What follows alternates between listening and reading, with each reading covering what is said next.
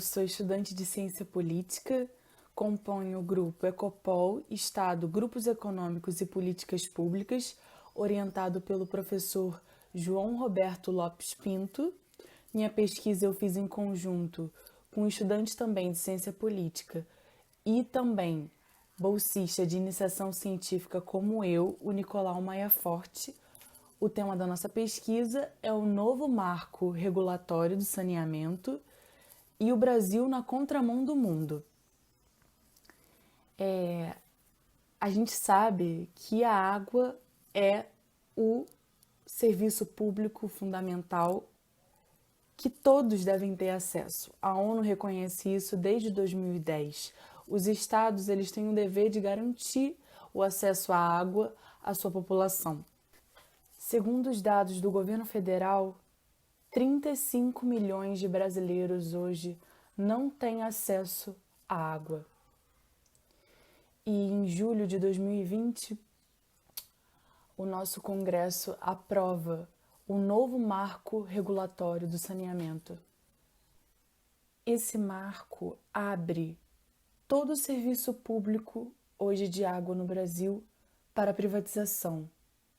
Nós, nos últimos meses, temos estudado o relatório da Transnational Institute, que se chama Remunicipalização. Como as cidades e a cidadania estão escrevendo o futuro dos serviços públicos. Esse relatório conta a experiência de 835 reestatizações que aconteceram em diversos lugares do mundo, majoritariamente na Europa.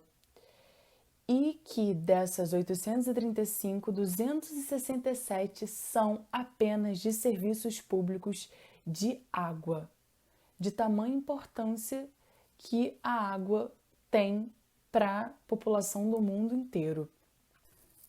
As principais razões que os cidadãos se mobilizaram para fazer a reestatização dos serviços públicos de água foram a redução dos custos, porque provou-se que a privatização não é menos cara. Na verdade, quem paga o valor, o lucro das empresas com a privatização desses serviços é a população. A democratização dos serviços, porque a gestão na mão das empresas faz com que a população não tenha nenhum poder de decisão sobre o serviço. Então, criou-se mais autonomia da população sobre o serviço que ela utiliza diariamente e necessita. A transparência financeira e a recuperação também da capacidade operacional, porque a gestão, mais uma vez, privada, faz com que a população não tenha consciência do orçamento real. Então, assim, os seus impostos, a gente não sabe para onde eles vão. E com a reestatização, é uma forma da população estar sobre o seu direito dessas informações. E também, provou-se que, que o argumento que os setores privados sempre usam para privatizar os serviços é que os serviços serão melhores. Mas, na verdade, nessas experiências com a privatização, provou-se que os serviços tornaram-se piores. Então, reestatizar, também foi visto nessa experiência que as reestatizações, a maioria delas, foram muito bem sucedidas. Refletindo sobre essas experiências, a gente entende que é um grande retrocesso a aprovação dessa política ultra mega liberal, que é um novo marco regulatório, para a população brasileira, que hoje já sofre de não ter acesso a uma água potável de qualidade e que os outros países que foram relatados nessas experiências estão indo na direção oposta. Por último, irei indicar 3 pontos. Favorece os grandes empresários do setor e desfavorece a maior parte da população. Primeiro ponto, segundo o marco legal, Agora, para receber apoio financeiro e técnico da União, os municípios terão que obrigatoriamente privatizar suas estatais. O que antes era uma possibilidade, agora tornou-se um dever. Segundo ponto,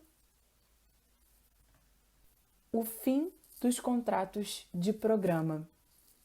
Agora, para a prefeitura conseguir fazer uma parceria com as estatais estaduais, é necessário uma licitação, o que antes era um acordo direto, ou seja, as prefeituras perdem as suas autonomias. Terceiro ponto, o fim do subsídio cruzado. Esse é horrendo para os municípios pobres, porque antes esse programa ele fazia com que os municípios que tivessem mais renda em relação ao serviço público de água pudessem colaborar com os municípios que tivessem menos. Agora, com o fim desse programa, os municípios mais pobres serão extremamente afetados. Por fim, o Brasil ele precisa reconhecer outras experiências pelo mundo que estão acontecendo de estatizações e de reestatizações dos serviços públicos de água antes de ter tomado essa decisão de privatização que só irá favorecer quem hoje já tem muito dinheiro no banco e deixar e fazer com que um dos direitos mais importantes, aquele que dá acesso e segurança a todos os outros direitos hoje no Brasil, façam com que a população não tenha o mínimo.